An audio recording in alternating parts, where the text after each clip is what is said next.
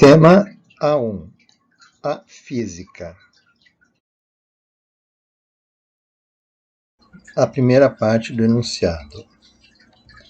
O Jarbas pesou um copo de cafezinho e encontrou 4,41 gramas. Depois ele encheu o copo com arroz e pesou novamente, encontrando 48,14 gramas. E por fim, ele contou quantos grãos de arroz havia no copo, encontrando 761 gramas. Determine. A pergunta A, o peso de 1 grão de arroz. E a pergunta B, a quantidade de grãos de 5 quilos de arroz. O primeiro passo para resolver o exercício é isolar os dados. Espero que vocês tenham entendido a situação, então nós vamos agora separar os dados, informações numéricas importantes. Então a primeira informação que eu tenho é que o peso do copo vazio é de 4,41 gramas força. E a segunda informação que eu preciso é o peso do arroz. Então aqui eu dei símbolos, usei símbolos, o peso do copo, eu representei por PC, ou se podia peso 1, peso 2, posso criar essa simbologia, mas PC eu acho que é uma simbologia razoável, porque facilita lembrar que esse é o peso do copo. E o peso do arroz, eu chamei de PA, vai ser o valor da segunda pesagem, quando o Jarbas encheu o copo com arroz e pesou o copo com o arroz. Então, para saber o peso do arroz, eu tenho que pegar a medida da segunda pesagem e descontar o copo vazio. E aí eu obtive as 43,73 gramas. Ou seja, 48,14 menos 4,41, está aqui o peso do copo vazio. E a outra informação importante é o número de grãos de arroz, que eu vou representar pela letra N, que é de 761 grãos. A solução do item A, que é o peso de 1 grão de arroz, e eu quero a resposta em gramas-força. Então, os dados que eu preciso são o peso do arroz total, que eu tenho, eu mostrei anteriormente, 43,73 gramas-força, e o número de grãos de arroz.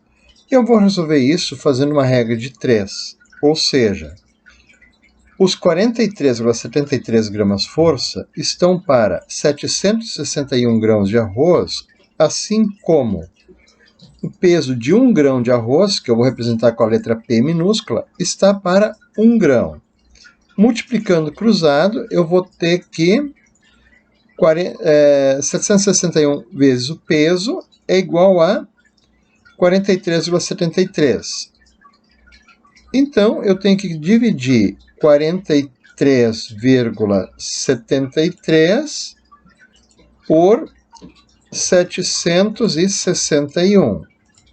E eu vou ter que o peso de 1 grão de arroz é de 0,05746,386. Com isso, eu posso agora responder a pergunta que 1 grão de arroz pesa 0,05746 gramas-força. Então, essa é a resposta que eu vou guardar aqui no espaço para enviar para a correção. Solução do item B.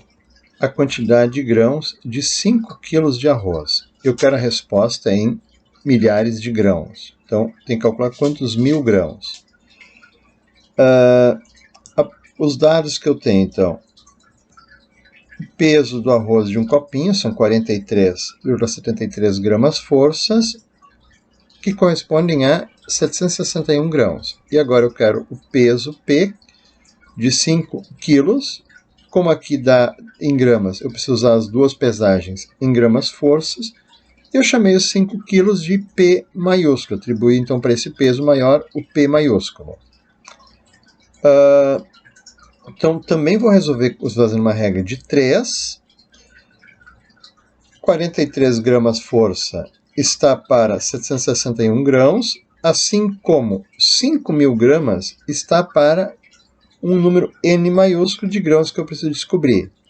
Então, vai ser um produto cruzado, 761 vezes 5.000, e depois eu tenho que dividir pelos 43. Então, 761 vezes 5.000 e divide por 43,73.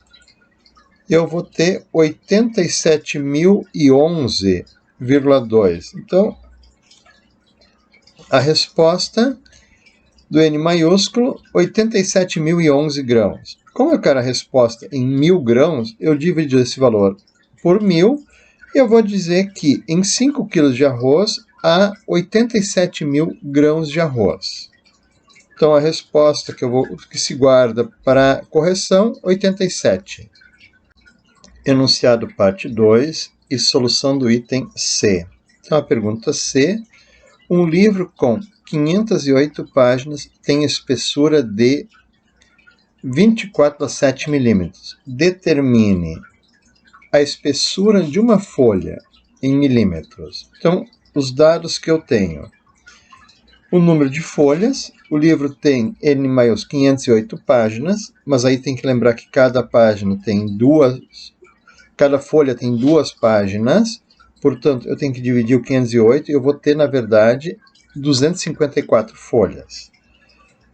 A espessura do livro é de 24/7 milímetros. Então, vou resolver com uma regra de 3. 254 folhas estão para 24/7 milímetros, assim como uma folha está para E minúsculo, que é a espessura do livro. Então, multiplicando cruzado, eu vou ter 504 vezes o E igual a 24 vezes 1. A resposta final vai ser 24,7 dividido por 254. A espessura de uma folha vai ser de 0,09724 milímetros. Então, a espessura de uma folha é de 0,0972 milímetros. Guardar para correção, 0,0972. Enunciado, parte 3. A terceira parte do tema diz: o piso de uma sala com 5,86 metros de largura e 9,96 metros de comprimento é coberto com parquês que medem 66,3 mm de largura por 198 mm de comprimento. Determine. Pergunta D. A área da sala em metros quadrados. Pergunta E. A área de um parquê em centímetros quadrados. E a pergunta F. O número de parquês que há na sala. Então, o número de parquês e parquês. Os dados que eu vou separar. A largura da sala é a grande largura do exercício, se eu prestei atenção. Então, eu chamei de L maiúsculo, 5,86 metros. O comprimento da sala, eu representei pela letra C maiúsculo, de 9,96 metros. A largura do parquê, botei pela letra L minúsculo, de 63,6 milímetros. Mas a pergunta aí pede a área da sala em centímetros quadrados. Então, eu vou converter já esta largura para centímetros. Então, 63,6 divide por 10, são 6,63 centímetros. Todos sabem dividir por 10 de cabeça, né? E o comprimento do parquê, 190 milímetros, também vou usar em centímetros, então tem que dividir por 10, 19,08 centímetros é o comprimento do parquê, representado pela letra C minúscula. Solução do item D. Então a pergunta D, qual é a área da sala em metros quadrados? Os dados que eu tenho a largura da sala, 5,86 metros, e o comprimento da sala, 9,96 metros. Com esses dados, como é que eu calculo a área da sala? Então, da geometria, eu tenho que a área de uma sala retangular é largura vezes comprimento. Então, a área vai ser 5,86 vezes 9,96. Então, a área da sala é de 58,3656 metros quadrados. Então, a resposta, a área da sala é de 58,4 metros quadrados. Então, eu coloquei menos algarismos aqui.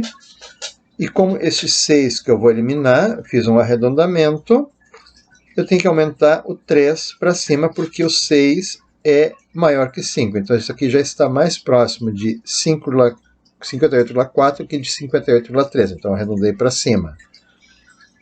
Então, a resposta guardada para essa correção, 58,4 metros quadrados. Solução, item E. Então, a pergunta E é a área de um parquet em centímetros quadrados. Os dados que eu tenho, a largura do parquet de 6,63 centímetros e o comprimento do parquet de 19,08 centímetros. A conta que eu vou fazer é idêntica à anterior, só que como o parquet é pequenininho, usei o A minúsculo para representar a área. Então, a área do parquet, A minúsculo, vai ser a largura do parquet vezes o comprimento do parquet. Ou seja, a área vai ser 6,63 vezes 19,08. A área vai ser de 126,5004 centímetros quadrados. Então, a resposta, a área do parquet é de 127 centímetros quadrados. Então, neste caso, arredondou para 127, porque 126,5004 já está um pouquinho mais perto de 127 do que de 126. A resposta que eu vou guardar para correção, 127. Solução do item F. O número de parquets que há na sala. Os dados que eu tenho agora. Eu sei a área da sala, 58,3656 metros quadrados, e a área de cada parquet, 126,5 centímetros quadrados. Então, aqui tem um problema de eu ter duas unidades diferentes. Então, uma delas tem que ser convertida. Ou eu converto os centímetros quadrados para metros quadrados, ou o que eu vou fazer, converter metro quadrado para centímetro quadrado. Então, 1 metro quadrado tem 10.000 centímetros quadrados. Então, eu preciso multiplicar a área da sala por 10.000, e aí eu vou ter 583.653 centímetros quadrados de área na sala. Agora eu posso resolver o problema fazendo uma regra de 3. Então, um parquet está para 126,5 centímetros quadrados, assim como N parquets, o número de parquets da sala, está para 583.656. Então, a resposta vai ser 583.656 dividido por 126,5, e eu vou ter que na sala eu tenho 4.613,88 parquets. Arredondando, eu vou ter então uma sala com aproximadamente 4.610 parquets. E essa é a resposta que eu vou guardar para a correção, 4.610. Enunciado, parte 4. Um aquário tem 218 mm de largura, 825 mm de comprimento e 491 mm de altura. Pingando 4.037 gotas d'água em uma seringa, ela registrou um volume de 14,9 ml. Determine. Pergunta G. O volume do aquário em centímetros cúbicos. E a pergunta H, quantas gotas cabem no aquário? Em resposta tem que ser dada em milhões de gotas. Então, os dados que eu tenho. A largura do aquário, representada pela letra L minúsculo, 218 milímetros. Como o volume é solicitado em centímetros cúbicos, eu vou converter os milímetros para centímetros. Então, de milímetro para centímetro, eu tenho que dividir por 10. Então, a largura do aquário é de 21,8 centímetros. O comprimento do aquário, eu também tenho, 825 milímetros, divide por 10, são 82,5 centímetros. E a altura do aquário, letra A minúsculo, 491 milímetros, são 49,1 centímetros. Além disso, eu sei que na seringa cabem 14,9 mililitros, que correspondem a 4.037 gotas. Então, esses são os dados que eu tenho para resolver as letras G e H do tema. Solução do item G. O volume do aquário em centímetros cúbicos. Então, os dados que eu tenho são a largura, 21,8 centímetros, o comprimento do aquário, 82,5 centímetros, e a altura do aquário, 49,1 centímetros. Para fazer a conta, eu vou usar a equação de volume de uma caixa, considerando que o aquário é uma caixa de vidro. Volume da caixa é largura vezes comprimento vezes altura. Então, a solução vai fazer 21,8 vezes 82,5 vezes 49,1. Então, o volume do aquário é de 88.306,35 centímetros cúbicos. Então, a resposta, o volume do aquário é de 88.300 centímetros cúbicos aproximadamente, que é o dado que eu vou guardar para a correção, 88.300. Solução do item H. Quantas gotas cabem no aquário? A resposta tem que ser dada em milhões de gotas. Os dados que eu tenho o volume do aquário, 88.306 centímetros cúbicos. Eu tenho o volume da seringa, 14,9 mililitros. E eu tenho o número de gotas que tem na seringa, 4.037 gotas. Não preciso fazer transformação de unidade, porque centímetro cúbico e mililitros são sinônimos. 1 centímetro cúbico é igual a 1 mililitro. A conta que eu vou fazer é uma regra de 3, onde eu coloco que 14,9 mililitros estão para 4.037 gotas, assim como 88.306 mililitros estão para N gotas. Então, multiplicar esses extremos e dividir pelo valor que está oposto ao número de gotas que eu quero descobrir. 4.037 vezes 88.306 divide por 14,9 igual 23.925.592 gotas. É a resposta para o exercício. Então, em notação científica, eu quero em milhões, para ter milhões, eu tenho que dividir por 1 milhão, então a vírgula tem que vir 3, 6 casas para cá, vai ficar 23,9 vezes 10 na 6. Então, 10 na 6, nós vamos ver na próxima unidade, em notação científica, corresponde a 1 milhão. Então, a resposta que eu vou enviar para correção vai ser de 23,9 milhões de gotas. Enunciado, parte 5. Item I, peso 2 vezes. Analise as afirmações sobre as primeiras medidas científicas e some as informações verdadeiras.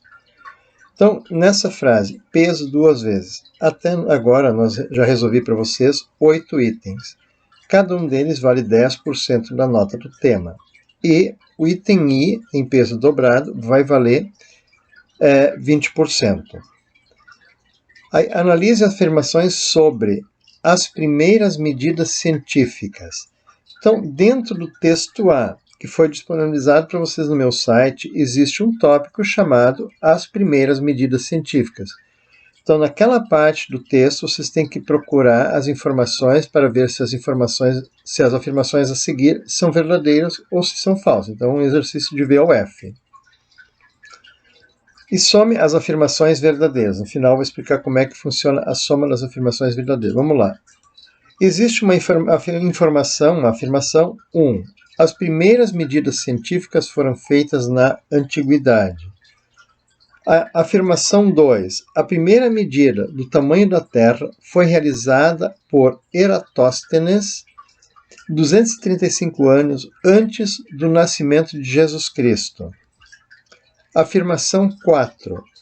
Para explicar o movimento diário do Sol e das estrelas, Aristarco sugeriu que o Sol e as estrelas giram em torno da Terra.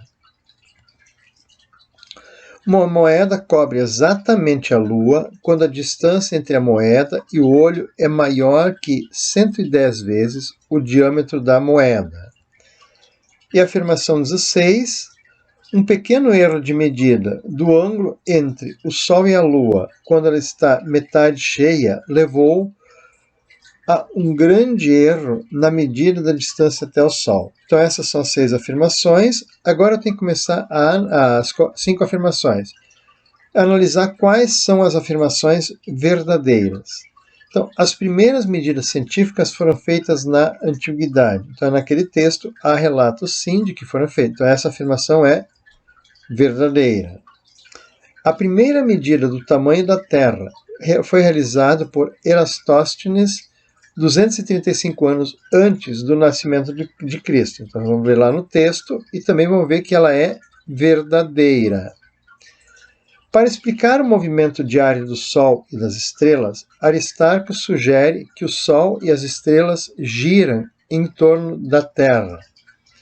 Essa afirmação é falsa. Naquele texto mostra que o Aristarco já tinha noção de que a Terra provavelmente fosse esférica e que ela girava em torno do seu eixo. Então essa afirmação é falsa. Uma moeda cobre exatamente a Lua quando a distância entre a moeda e o olho é maior que 110 vezes o diâmetro da moeda.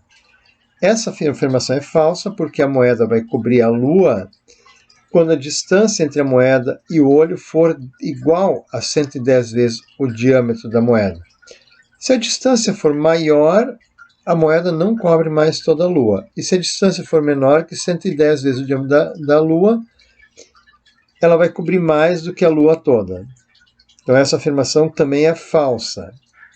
Um pequeno erro na medida do ângulo entre o Sol e a Lua, quando ela está metade cheia, levou a um grande erro na medida da distância até o Sol. Então, se vocês lerem o texto sobre as primeiras medidas científicas, vão descobrir que essa afirmação é verdadeira.